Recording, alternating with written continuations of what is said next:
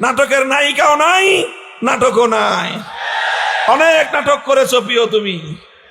বাংলাদেশের মানুষ আর নাটক দেখবে না ইনশাআল্লাহ। কথা বলেন ঠিক না বেঠে? সব রঙের বাংলাদেশ দেখা শেষ। এবার আমরা দেখতে চাই ইসলামের বাংলাদেশ। এবার আমরা দেখতে চাই খেলাফতের বাংলাদেশ। সেই বাংলাদেশ গড়বার জন্য আর কিছু নয়, বিপ্লব প্রয়োজন, বিপ্লব প্রয়োজন। সেই বিপ্লবের জন্য কারা কারা বিপ্লবের যোগ দিবা, কারা বিপ্লবী হবা?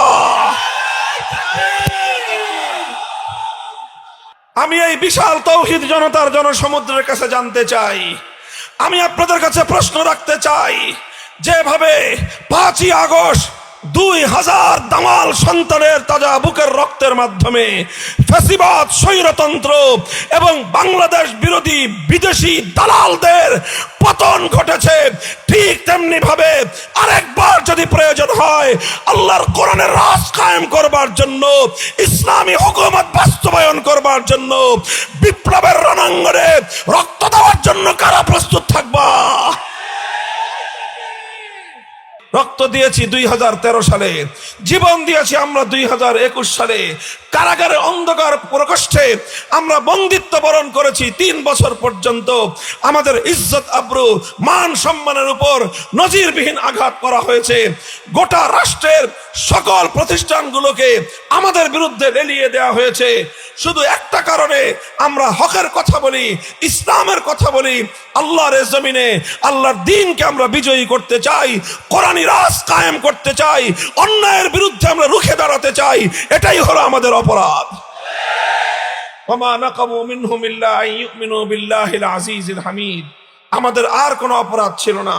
আমাদের অপরাধ ছিল দেশকে ভালোবাসা, আমাদের অপরাধ ছিল দেশের স্বাধীনতাকে রক্ষা করতে চাওয়া, আমাদের অপরাধ ছিল আল্লাহর দ্বীনকে ভালোবাসা, আমাদের অপরাধ ছিল মানব রচিত তন্ত্রমন্ত্রের বিরুদ্ধে কথা বলা, আমাদের অপরাধ ছিল ভারতীয় আধিপত্যবাদের বিরুদ্ধে কথা বলা, আমাদের অপরাধ ছিল বাংলাদেশের মাটিতে আরেকটা বাবরি মসজিদ নির্মাণ করবার ঘোষণা দেওয়া, আমাদের অপরাধ ছিল শহীদ বাবরি মসজিদকে আবার পুনর্নির্মাণ করবার প্রত্যয় এবং শপথ ঘোষণা করা।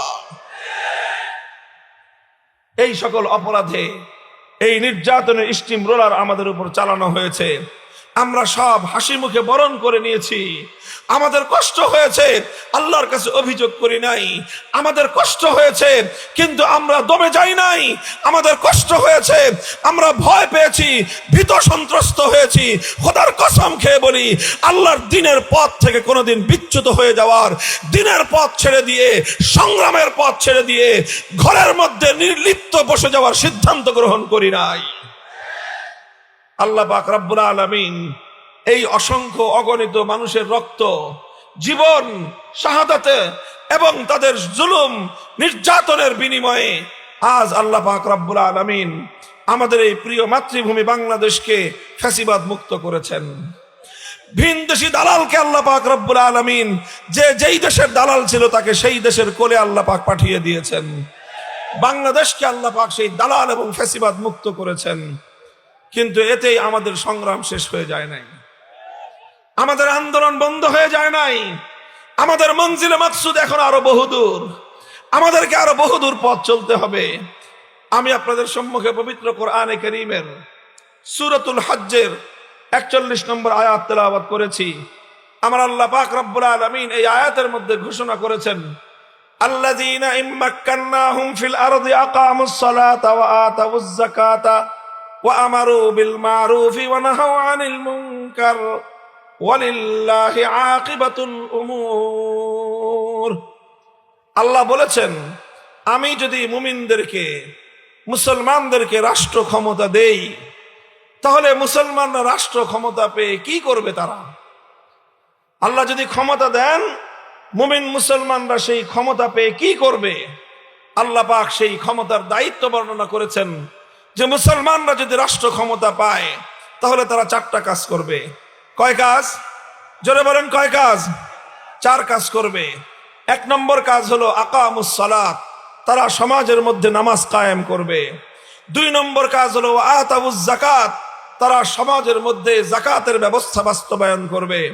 3 নম্বর কাজ হলো আমারু বিল মারুফ, তারা মানুষকে সৎ কাজের আদেশ দিবে। 4 নম্বর কাজ হলো ওয়ানাহাউ আনিল মুনকার, তারা জাতিকে অন্যায়, অসৎ, শরীয়ত গর্হিত নিষিদ্ধ কাজ থেকে বাধা দিবে, নিষেধ করবে। এই 4 কাজ হলো যদি কোনো মুসলমান রাষ্ট্র ক্ষমতা পায় তাহলে এই হবে তাদের দায়িত্ব। ইমানদাররা যদি ক্ষমতা পায় 1 নম্বর কাজ করবে, নামাজ কায়েম করবে। 2 নম্বর কাজ যাকাত ব্যবস্থা বাস্তবায়ন করবে। 3 নম্বর কাজ সৎ কাজের আদেশ দিবে। 4 নম্বর কাজ অন্যায় এবং অসৎ কাজে বাধা দিবে। তাহলে আল্লাহ প্রদত্ত রাষ্ট্র সরকারের দায়িত্ব, যেই দায়িত্বগুলো আল্লাহ দিয়েছেন সে দায়িত্বগুলো পালন হোক, এমন সরকার কি আপনারা চান? এমন রাষ্ট্র কি আপনারা চান? মুহতারাম হাজিরিন, এই জন্য যদি কোনো মুসলমান যদি সে আল্লাহর কোরআনকে বিশ্বাস করে, কোন মুসলমান সে যদি ইসলামকে বিশ্বাস করে, কোন মুসলমান যদি আল্লাহকে বিশ্বাস করে, তাহলে সে রাষ্ট্র ক্ষমতা পেলে এই 4 কাজের বাইরে যেতে পারে না। এই জন্যই আমরা বলি কোন মুসলমান যারা ইসলামকে বুঝেছে, যারা আল্লাহর কোরআনকে মানে, তারা কোনোদিন ধর্মনিরপেক্ষতার রাজনীতি করতে পারে না। বলবেন কেন ধর্মনিরপেক্ষতার রাজনীতি করতে পারে না? কারণ ধর্মনিরপেক্ষ একটা রাজনৈতিক মতবাদ। এই মতবাদ কি বলে? এই মতবাদের অর্থ কি? ধর্মনিরপেক্ষ মতবাদের অর্থ হলো রাষ্ট্রের সাথে ধর্মের কোনো সম্পর্ক থাকতে পারবে না। ধর্মনিরপেক্ষ মতবাদ বলে রাষ্ট্রের সাথে ধর্মের সম্পর্ক থাকতে পারবে না। আর আল্লাহ বলতেছেন রাষ্ট্র ক্ষমতা পেলে ধর্ম বাস্তবায়ন করবে, নামাজ কায়েম করবে, যাকাত কায়েম করবে। এখন আপনি বলেন আল্লাহর কোরআন বলতেছে রাষ্ট্র ক্ষমতা পেলে যাকাত কায়েম করবে, নামাজ কায়েম করবে। নামাজ কায়েম করা, যাকাত বাস্তবায়ন করা ধর্মের কাজ কিনা? যারা বলেন ধর্মের কাজ কিনা? ইমানের পরে ইসলামের মধ্যে সবচেয়ে গুরুত্বপূর্ণ বিধান হলো নামাজ। কথা বলেন, সবচেয়ে গুরুত্বপূর্ণ বিধান। তারপরে গুরুত্বপূর্ণ বিধান হলো যাকাত। আল্লাহ বলছেন আমি যদি রাষ্ট্র ক্ষমতা দেই তাহলে তারা সর্বপ্রথম নামাজ কায়েম করবে, যাকাত বাস্তবায়ন করবে। সুতরাং রাষ্ট্র ক্ষমতা মুসলমানদের জন্য ইসলামকে বাস্তবায়ন করার হাতিয়ার। কথা বলেন ঠিক না বেঠিক? আর ধর্মনিরপেক্ষতা মতবাদ, সেকুলারিজম বলে রাষ্ট্রের সাথে ধর্মের কোনো সম্পর্ক থাকতে পারবে না। সুতরাং কেউ যদি ইসলাম মানে সে সেকুলার হতে পারে না, ধর্মনিরপেক্ষ হতে পারে না। কেউ যদি ধর্মনিরপেক্ষ মতবাদ মানে সে মুসলমান থাকতে পারে না। এই জন্য আমি পরিষ্কার ভাষায় বলি, হিন্দুর পক্ষে ধর্মনিরপেক্ষ হওয়া সম্ভব, বৌদ্ধের পক্ষে ধর্মনিরপেক্ষ হওয়া সম্ভব, খ্রিস্টানের পক্ষে ধর্মনিরপেক্ষ হওয়া সম্ভব, কিন্তু মুসলমানের পক্ষে কোনোদিন সেকুলার বা ধর্মনিরপেক্ষ হওয়া সম্ভব নয়। এই জন্য বাংলাদেশে ধর্মনিরপেক্ষ মতবাদ নামক এই অভিশপ্ত রাজনৈতিক ব্যবস্থা যারা আমদানি করেছে সেই দলটার নাম হলো আওয়ামী লীগ। আওয়ামী লীগ যারা করেছেন, আগামী দিনেও যদি করার ইচ্ছা থাকে আমাদেরকে এই প্রশ্নের জবাব দিয়ে আওয়ামী লীগের রাজনীতি করবেন। সেটা হলো আপনারা আল্লাহর কোরআনের আদেশ মানবেন না ধর্মনিরপেক্ষ মতবাদ মানবেন? পরিষ্কার করেন, এরপরে যা করার করেন। যদি বলেন যে আমি মুসলমান, আল্লাহর হুকুম মানব, কোরআনের বিধানকে আমি বিশ্বাস করি, তাহলে কোরআনের বিধান অনুযায়ী কোন মুসলমান কোনদিন ধর্মনিরপেক্ষ হতে পারে না। আর যদি আপনারা ধর্মনিরপেক্ষ মতবাদের অনুসারী হন তাহলে কোনদিন আপনি সত্যিকার অর্থে মুসলমান হতে পারেন না। 1947 সালে যখন দেশটা ভাগ হয়েছে, দেশটা 2 ভাগে ভাগ হয়েছিল। হিন্দুরা, সংখ্যাগরিষ্ঠ হিন্দুরা যেই দেশটা পেয়েছিল সেটার কথা ছিল ধর্মনিরপেক্ষ মতবাদ চলবে। অধিকাংশ মুসলমানরা যেই ভাগটা পেয়েছিল কথা ছিল সেই ভাগে ইসলামী হুকুমত, কোরআনের রাজ কায়েম হবে। 47-এর পরে 71 হয়েছে, কিন্তু সেই ভাগ পরিবর্তন হয় নাই। 71-এর পরে 2024 হয়েছে, ভাগ পরিবর্তন হয় নাই। 2024-এর পরে আজ আমাদের দায়িত্বহীন ঘোষণা, জাতির উদ্দেশ্যে স্পষ্ট ঘোষণা, যারা ধর্মনিরপেক্ষ মতবাদের রাজনীতি করতে চাও তোমাদের নেত্রীর মতো ধর্মনিরপেক্ষ ভারতে চলে যাও। যারা বাংলাদেশে রাজনীতি করতে চাও, যারা বাংলাদেশে রাজনৈতিকভাবে কার্যক্রম পরিচালনা করতে চাও, তোমাদেরকে সেই মুসলমানদের ঈমান এবং আকীদার চেতনার প্রতি শ্রদ্ধা রেখে, সম্মান রেখে আল কোরআনের রাজনীতির আওতায় রাজনীতি করতে হবে।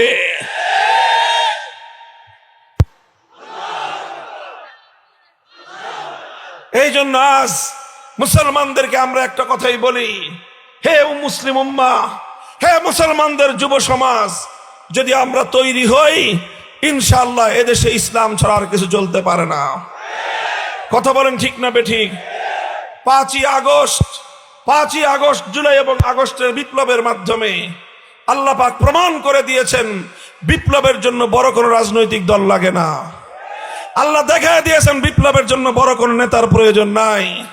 বিপ্লবের জন্য যখন দেশের মানুষ প্রস্তুত হয়, যুব সমাজ আবু সাঈদ এবং মুগ্ধরা যখন বুক পেতে দিয়ে জালিমের বুলেটের আঘাতকে তারা সহ্য করতে পারে, যখন তারা অকাতরে রক্ত দিতে শিখে যায়, সেই রক্তদানকারী, শাহাদাত বরণকারী ইমানি কাফেলাকে দাবায় রাখবার শক্তি কারো নাই। কাজেই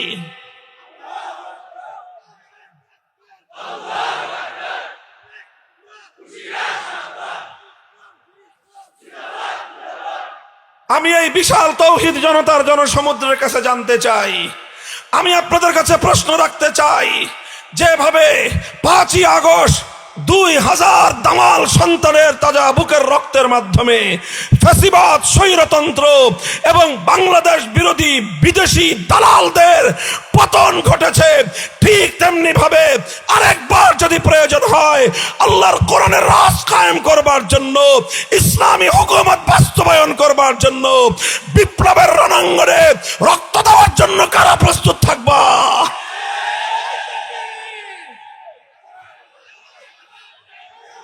আলহামদুলিল্লাহ, আলহামদুলিল্লাহ, আজ বাংলাদেশের প্রতিটি স্কুল, কলেজ, ইউনিভার্সিটিগুলোতে এবং আলিয়া মাদ্রাসা, কওমি মাদ্রাসা, সব জায়গায় যুবকদের মধ্যে আজকে বিপ্লবী চেতনা দানা বেঁধে উঠেছে। এই যুবকদেরকে যদি সঠিকভাবে নেতৃত্ব দেওয়া যায়, তাওহীদের চেতনায় যদি তাদেরকে উজ্জীবিত করা যায়, বিপ্লব আসবে বাংলাদেশ ইনশাআল্লাহ। 5ই আগস্টের বিপ্লবের মাধ্যমে যেমনি ভাবে টেকনাফ থেকে তেতুলিয়া পর্যন্ত মুসলিম জনপদে মুসলমানদের জাতীয় স্থাপনায় ভাস্কর্য নামক যত মূর্তি ছিল, সব মূর্তি ভেঙ্গে গুড়িয়ে দেওয়া হয়েছে। এই মূর্তি ভাঙা বাংলাদেশ, এটাই হলো ইসলামের বাংলাদেশ, এটাই হলো তাওহীদি জনতার বাংলাদেশ। তবে আমরা কোনোদিন হিন্দুদের কোনো মন্দিরের মূর্তি ভাঙি না। কথা বলেন ঠিক না বেঠিক? 5ই আগস্টের পর থেকে কোন হিন্দুদের মন্দিরে একটা ফুলের টোকাও লাগে নাই, তাদের কোন প্রতিমার গায়ে কেউ আঁচড় দেয় নাই। সাম্প্রদায়িক সম্প্রীতির দৃষ্টান্ত স্থাপন করেছে বাংলাদেশ। এর আগে আওয়ামী লীগের স্বৈরাচারী আমলে শুধুমাত্র হিন্দুদের উপর নির্যাতনের ঘটনা ঘটতো। বোঝা যায় এই ঘটনাগুলো কারা ঘটাতো। 5ই আগস্টের পরে আর হিন্দুদের উপর নির্যাতন হয় না, 5ই আগস্টের আগে শুধু নির্যাতনের ঘটনা ঘটতো। প্রমাণিত হয়ে গেছে যারা পালিয়ে গেছে তারাই হিন্দুদের উপর নির্যাতনের ঘটনা ঘটাতো। নাটক করতো, নাটক, রাতের অন্ধকারে কালনাগিনী হয়ে ছবল মারতো, আবার দিনের বেলায় ওঝা হয়ে ঝাড়তে আসতো। বাংলাদেশের সেই নাটকের দিন শেষ। নাটকের নায়িকাও নাই, নাটকও নাই। অনেক নাটক করেছো প্রিয় তুমি, বাংলাদেশের মানুষ আর নাটক দেখবে না ইনশাআল্লাহ। কথা বলেন ঠিক না বেঠে? বলতে চাই, হিন্দু ভাইদেরকে আশ্বস্ত করতে চাই, বৌদ্ধদেরকে বলতে চাই, খ্রিস্টানদেরকে বলতে চাই, তোমাদের মন্দির, তোমাদের প্যাগোডা, তোমাদের গির্জা আমরা নিরাপত্তা দেব ইনশাআল্লাহ, কিন্তু মুসলমানদের জনপদে কোনো মূর্তি আমরা থাকতে দেব না। মূর্তি বিরোধী বাংলাদেশ, এটাই তাওহীদের বাংলাদেশ, এটাই 5ই আগস্টের বাংলাদেশ, এটাই আল্লামা আহমদ শফির বাংলাদেশ, এটাই আল্লামা জুনায়েদ বাবুনগরীর বাংলাদেশ, এটাই মুফতি আমিনীর বাংলাদেশ, এটাই শাইখুল হাদিসের বাংলাদেশ।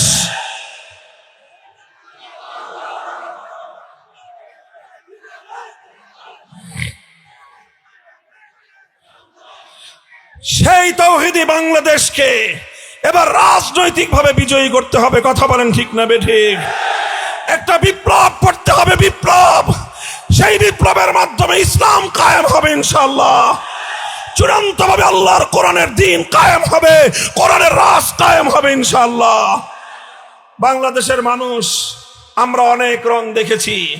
একবার আমরা সোনার বাংলাদেশ দেখেছি, আরেক দল এসে নতুন বাংলাদেশ দেখিয়েছে, আরেকজন এসে সবুজ বাংলাদেশ দেখিয়েছে, এরপরে আরেকজন এসে ডিজিটাল বাংলাদেশ দেখাইছে, এরপরে সর্বশেষ আমরা স্মার্ট বাংলাদেশও দেখেছি। সব রঙের বাংলাদেশ দেখা শেষ। এবার আমরা দেখতে চাই ইসলামের বাংলাদেশ, এবার আমরা দেখতে চাই খেলাফতের বাংলাদেশ। সেই বাংলাদেশ গড়বার জন্য আর কিছু নয়, বিপ্লব প্রয়োজন, বিপ্লব প্রয়োজন। সেই বিপ্লবের জন্য কারা কারা বিপ্লবের যোগ দিবা, কারা বিপ্লবী হবা?